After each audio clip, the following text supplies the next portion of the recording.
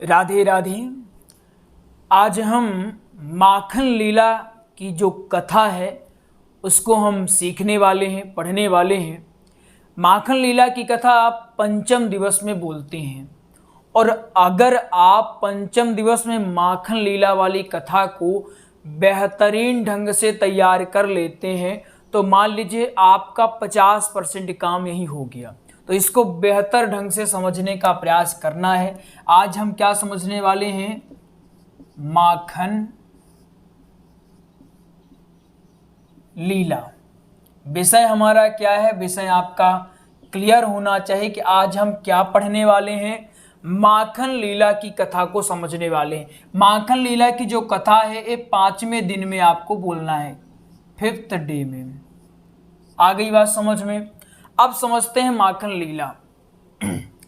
देखिए अब यहां हो क्या रहा है ये पहले हम ब्रज में आपको लेके चलते हैं।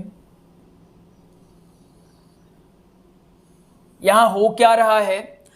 अब जो अपने कान्हा हैं, कृष्ण है, ये धीरे धीरे बड़े हो रहे हैं। आपने इनका नामकरण तो समझ लिया था। अब कृष्ण धीरे धीरे बड़े हो रहे हैं, इनकी ग्रोथ हो रही है। अब जैसे जैसे बड़े हो रहे हैं, पहले घुटनों के बल चले, विभिन्न लीलाएं करी। जब ये थोड़ा बहुत चलने लगे, अर्थात एक स्थान से दूसरे स्थान पर जाने लगे, तो इन्होंने क्या किया? एक दिन सारे बच्चों की मीटिंग बुलाई। कितनी? सारे बच्चों की मीटिंग बुलाई और ये कहने लगे कि देखो ऐसा है, हम सब लोग गाय चराते हैं। क्या करते हैं? गाय चराते हैं। ध्यान से समझिएगा। कृष्ण भगवान कहते हैं देखो ग्वालो, देखो मित्रों, सखाओ।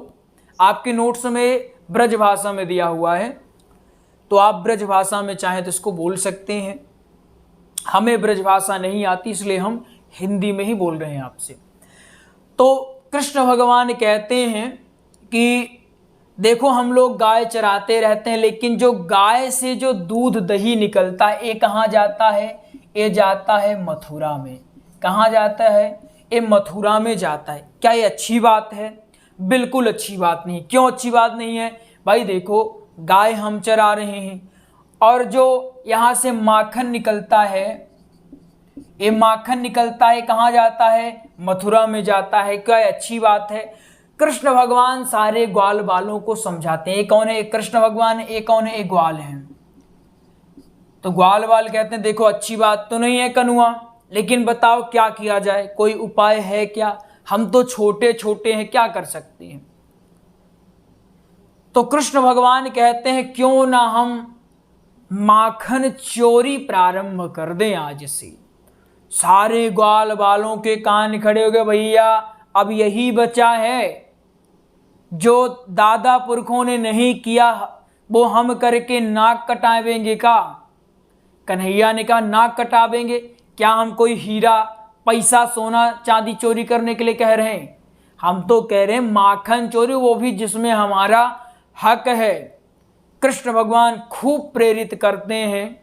कुछ तैयार होते हैं, कुछ तैयार नहीं होते। कहते देखो हम तैयार नहीं हैं, अगर मान लो कहीं हम फंस गए तो? ठीक है तुम कह रहे हो, अगर फंस गए तो मैया हमको मार मार के सुझा देगी, हमारी शकल नहीं निकलेगी, मार मार के हमको बंदर बना देगी। कन्हैया कहते हैं देखो जिनको डरना है वो हमारे साथ न रहे, हमसे कोई दोस्ती ना रखें। जिनको हमारे साथ आना है वो आए, स्वागत है। जिनको नहीं आना वो जाइए। आना है तो आइए, जाना है तो जाइए, कोई गम नहीं है। जिनको रहना होगा रहिए। और हम अपने लिए बस नहीं कर रहे, चोरी करेंगे तो आखिर माखन तो तुम लोग भी खाओगे। तो सारे ग्वाल बाल कहा बताओ भैया, अब माखन चोरी की नौबत आ गई है, घर में नहीं मिलता क्या? भूखमरी पड़ गई है। कन्हैया कहते हैं मैं अपने लिए नहीं कह रहा हूं। ये देखो सुदामा को देखो, बेचारा एक हड्डी का हुआ बैठा है। इससे पूछो कि तुम एक हड्डी के क्यों हो, तो कहता है माखन ही नहीं मिलता। अब माखन मिलेगा कैसे?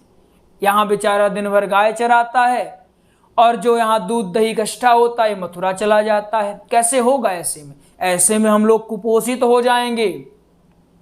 कृष्ण भगवान बहुत सारे दृष्टांत देते हैं। आखिरकार ये सारे ग्वाल बाल चोरी करने के लिए मान जाते हैं। क्या करने के लिए? चोरी करने के लिए मान जाते हैं। तो कहते हैं, कृष्ण भगवान कहते हैं अब हम तुम लोगों को प्रैक्टिस करवाएंगे। प्रैक्टिस कैसे करवाएंगे? घर से करो प्रैक्टिस। तो अभ्यास के लिए समझते चलना है आप लोगों को। अभ्यास के लिए घर में ही चोरी करो। घर में चोरी। कहाँ चोरी करो? अभ्यास के लिए घर में चोरी करो। समझ में आ रहा ना? जैसे हमने माखन लीला चोरी प्रारंभ किया कि हम माखन लीला ये 5वें दिन में प्रारंभ करेंगे, इसको समझते हुए चलना है। आप पहले भी समझ चुके हैं कि 5वें दिन में और क्या क्या चीजें करनी होती है। अब एक कथा अपनी आगे बढ़ रही है। माखन लीला में आप बढ़िया से समझाएंगे कि एक दिन कृष्ण भगवान विचार करते हैं। जिस तरह से हम समझा रहे हैं आपको, ठीक ऐसे ही अब आप बोल सकते हैं। अभी हमने समझाया, अब बोलना कैसे वो बताएंगे। आप बोलेंगे कैसे? आप कहेंगे, आइए कथा को आगे बढ़ाते हुए हम माखन लीला की कथा को समझने का प्रयास करते हैं। एक दिन कृष्ण भगवान कहते हैं, ये जो गोपियां हैं मेरे दर्शन के लिए नित्य प्रतिदिन घर आती हैं, लेकिन वो भी अब थोड़ा थोड़ा सकुचा रही हैं कि किसी के घर रोज रोज ऐसे जाना अच्छी बात नहीं है। तो क्यों ना हम ही उनके पास दर्शन देने के लिए चले जाएं। क्यों जाएं? क्योंकि भक्त के घर भगवान हमेशा जाना चाहते हैं। हाँ, अगर भक्त सच्चे हृदय से, सच्ची लगन से, निष्ठा से बुलाए तो भगवान दर्शन देने के लिए, यहाँ चोरी करने के लिए नहीं, भगवान दर्शन देने के लिए और लीला करने के लिए भगवान कहाँ जाते हैं? माखन चोरी करने के लिए जाते हैं। अब वो समस्त ग्वाल बालों को बुलाए, मीटिंग रखे। मीटिंग में सारे ग्वाल बालों ने पहले तो ना कहा कि हम चोरी नहीं करेंगे, लेकिन फिर जब कृष्ण भगवान विभिन्न दृष्टांत देते रहे तब सारे ग्वाल बाल मान जाते हैं और वो चोरी प्रारंभ करते हैं। अपने घर से ही प्रारंभ कर देते हैं। कहाँ से? अपने घर से ही चोरी प्रारंभ करते हैं। अब जब चोरी करके ये लोग आए तो क्या हुआ? कुछ ने कहा देखो बहुत मार पड़ी हमको, कुछ ने कहा हम ऐसे चोरी किए सफाई से कि हमको किसी ने पकड़ा ही नहीं, कुछ तो आए ही नहीं। कुछ कृष्ण भगवान को गाली देते देते आए, कनुआ कनुआ कनुआ, तू बता, मुझे फंसा दिया, मेरी मम्मी ने मारा, मेरी मैया ने मुझे बता दौड़ा दौड़ा के मारा, ये देख कमर मेरी सूज गई है। कुछ तो ऐसे कह कर के आए। कृष्ण भगवान कहते हैं बताओ तुम लोग कितने मूर्ख हो, पहली चोरी किए, पहले में ही हार मान गए। अब चोरी कैसे करते हैं हम तुमको बताते हैं। अब कृष्ण भगवान चोरी करने चले देते हैं। अब यहाँ ये मान लीजिए क्या है, एक घर है, समझते चलना है। एक ग्वालिन का घर है। किसका? एक ग्वालिन का घर है। ग्वालिन का ये आप डायग्राम बना लेंगे ताकि आपको भी बढ़िया से समझ में आए। एक ग्वालिन का घर है। अब कृष्ण भगवान यहाँ पहुँच जाते हैं। जैसे कृष्ण भगवान यहाँ पहुँचते हैं तो कहते हैं तुम लोग कैसे जाते हो? सबने कहा हम जाते हैं दरवाजे से सीधे चले जाते हैं, उसमें क्या है, हम डरते थोड़ी हैं, बड़े बाप के बेटा हैं, डरते हैं का? ना ना ना, ऐसे नहीं जाना है। मुख्य दरवाजा ये है, हम लोगों को जाना है कहाँ से? ऐसे जाना है, कहीं कुंटा से होकर के जाना है। एक खिड़की थी, यहीं से हमको पुलक पलक के जाना है, यहाँ पहुँचो। अब कृष्ण भगवान कहते हैं कि देखो हमारी माताएं बड़ी चतुर हैं, वो समझती हैं कि हम कहीं चोरी करने जाएं, कहीं फरार ना हो जाए, इसलिए वो क्या बांध के रखी हैं? झुनझुने बांध के रखी हैं, पायल बांध के रखी हैं। पहले इसको हटाओ, इसको जैसे तुम हटा दोगे तो क्या होगा? इसको जैसे हटाओगे तो हम जैसे इंटर करेंगे, अभी एंट्री करते हैं तो बेल बजने लगती है, छन छन छन। अब जब इसको हटा दोगे तो क्या होगा? ये छन्न वाली आवाज चली जाएगी। ये है कृष्ण भगवान की योजना। कहते हैं हम मुख्य द्वार से नहीं, हम खिड़की से जाएंगे। अब वो भी पायल को उतार करके हमको जाना है। कृष्ण भगवान पायलों को उतारते हैं। अब यहाँ दरबार ग्वालिनी की लगी हुई है और यहाँ मटकी टगी हुई है। ये मटकी टगी है, ये मटकी टगी है। अब यहाँ पहुँचते हैं। कृष्ण भगवान चाहें तो चोरी ऐसे कर लें कि किसी को पता ही ना चले, लेकिन कृष्ण भगवान जानबूझकर, आप उनकी माखन लीला को समझेंगे जब, तो आप ये पाएंगे कृष्ण भगवान खाते हैं और फिर मटकी फोड़ देते हैं। जब पेट भर जाता है तो तुरंत मटकी फोड़ते हैं ताकि ग्वालिनी आ जाएं। क्यों आ जाएं? ताकि वो दर्शन कर लें। ग्वालिनी जो चाहती हैं, जो दर्शनाभिलाषी हैं, वो दर्शन कर लें आकर के भगवान का। इसलिए वो खाते तो हैं ताकि सारे ग्वाल बाल खा लें। अगर खाएंगे नहीं तो फिर टीम उनकी हट जाएगी, फिर अगली बार से चोरी नहीं होगी। इसलिए खिलाते बढ़िया है।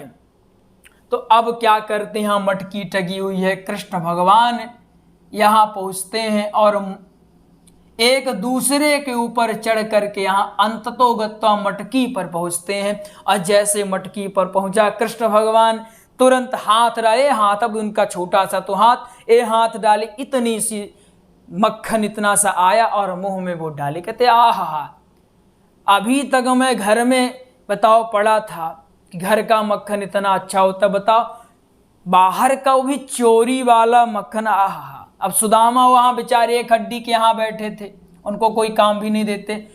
सुदामा यहाँ बैठे थे, ये कह रहे देख कन्हैया, तू अकेले अकेले नहीं खाएगा, मैं भी तेरे साथ आया हूं और तूने ही कहा था तू चोरी मेरे लिए कर रहा है, इसलिए तू सबसे पहले माखन मोए दे।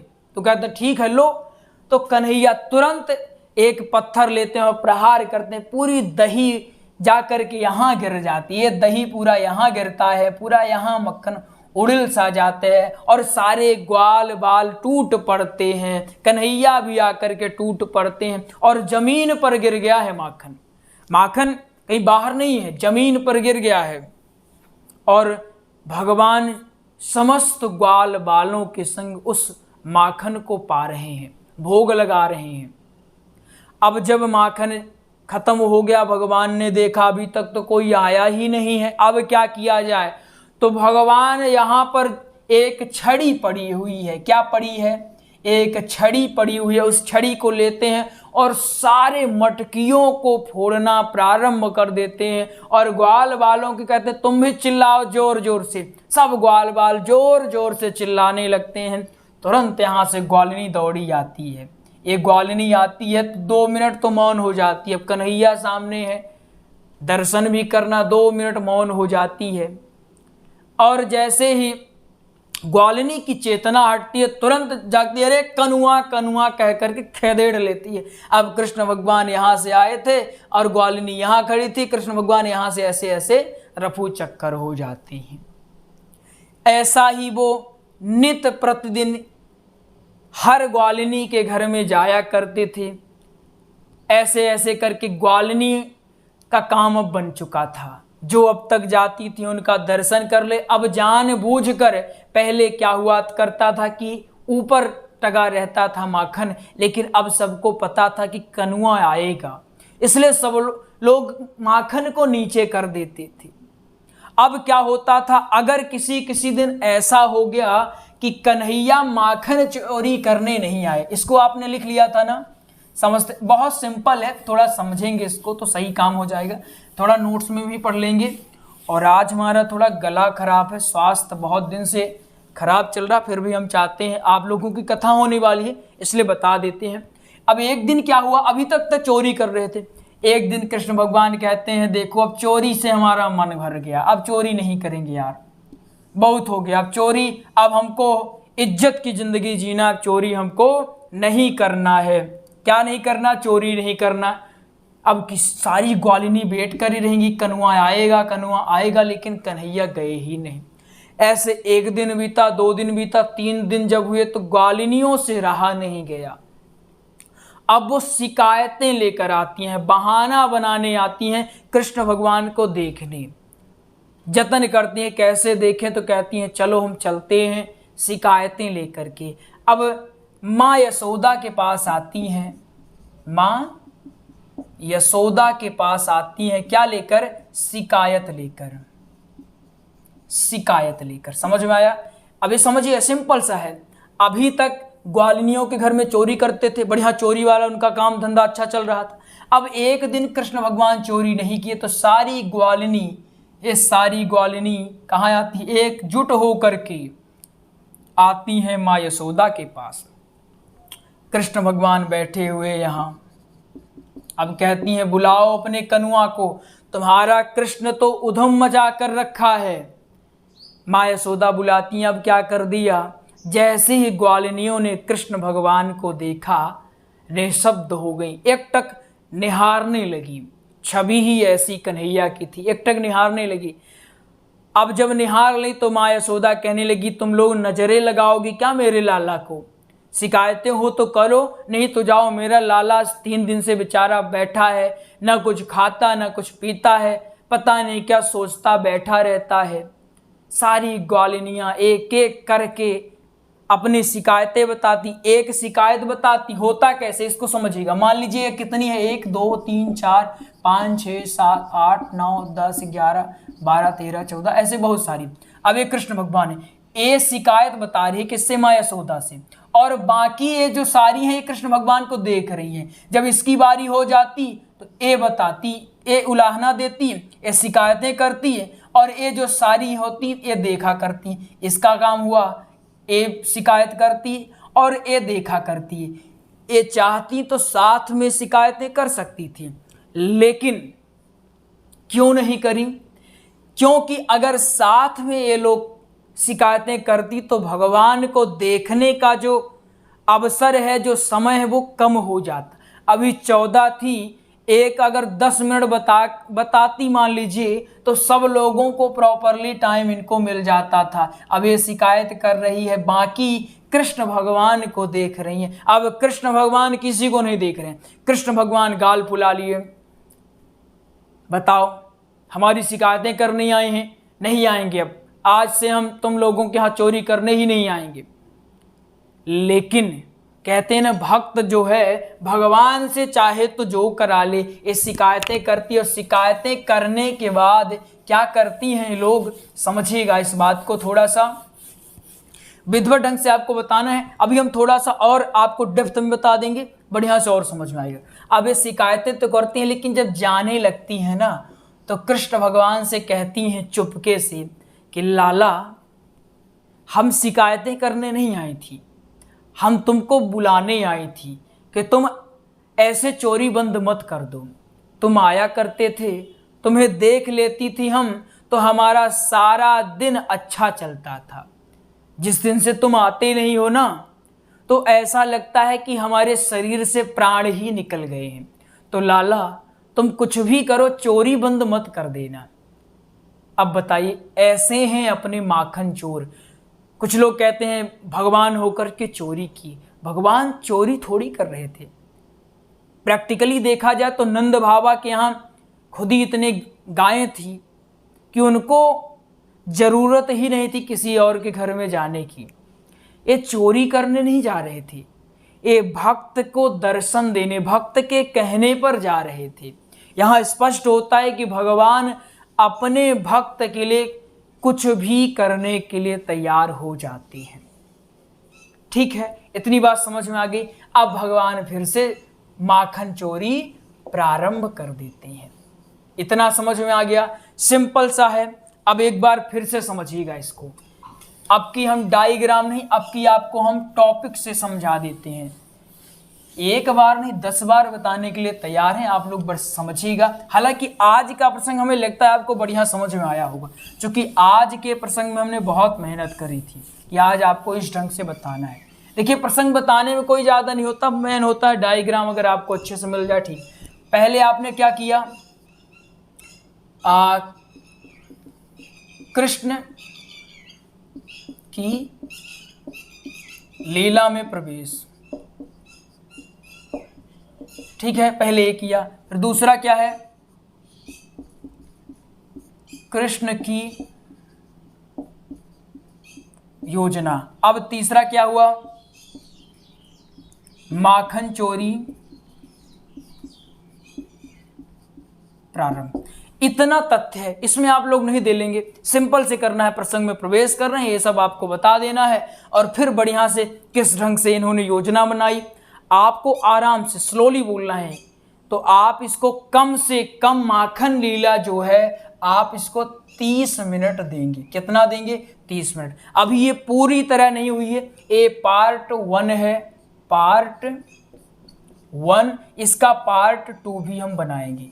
इसको पहले बढ़िया से तैयार कर लीजिए, आप लोग जान लीजिए कि माखन लीला में क्या क्या हो। पहले भगवान कृष्ण योजना बना रहे हैं, योजना बनाने के बाद ग्वाल वालों को किस तरह से मनाते हैं, और बढ़िया अच्छे अच्छे शब्दों का प्रयोग कर लीजिएगा। इसके बाद आप बढ़िया से माखन लीला वाली जो कथा है इसको आप लोग बता देंगे, कर लेंगे इतना काम, मान लें विश्वास आप लोगों का। चलिए, आप लोगों का विश्वास मान लेते हैं, और हो सके तो लिखने का भी अभ्यास करें, हो सके तो नोट्स भी बनाया करिए, क्लास को देखकर नोट्स भी बनाने का अभ्यास करिए।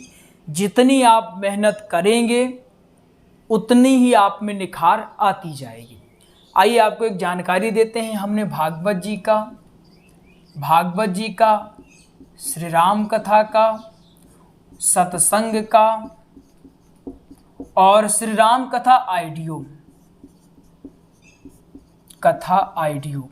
भी अब तैयार है, एक नया चीज आपको मिल चुका है अब आइडियो। ये 4 चीजें आपको तैयार मिल जाएंगी।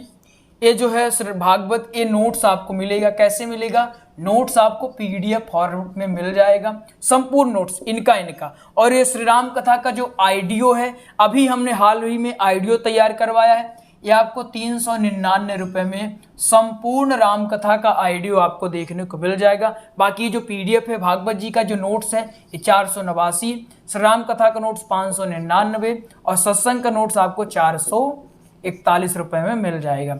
ये जो नोट्स है इससे आप बेहतरीन ढंग से घर बैठे, चाहे जिसकी जो कथा आपको सीखना, भागवत सीखना, श्री राम कथा या सत्संग सीखना, कर सकते हैं। अगर आपको लगता है कि नहीं हमको पढ़ने के साथ साथ सुनना भी है, क्योंकि सुनकर ज़्यादा याद होता है, तो आप श्री राम कथा का आइडियो ले सकते हैं। तो आइए मिलते हैं अगले प्रसंग में, तब तक के लिए जय जय श्री राधे श्याम। अगर समझ में ना आया होगा तो आप कमेंट कर दीजिएगा, आया होगा तो भी करिएगा, ना आया होगा तो फिर से बता देंगे, कोई दिक्कत नहीं है।